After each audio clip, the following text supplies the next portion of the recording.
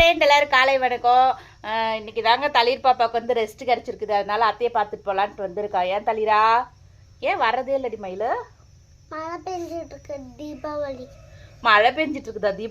தீபாவளிக்கு மழை பெஞ்சா நீங்க என்ன பண்றீங்க? வீட்டில் தான் இருக்கேன். அப்ப வர வேண்டியதானே?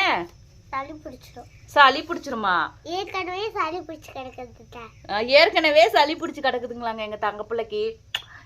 ஸ்கூல் போறாங்க, டைம் ஆயிடுச்சு. இங்க பாருங்க, தளிரா வந்து ரொம்ப பாசக்காரிங்க.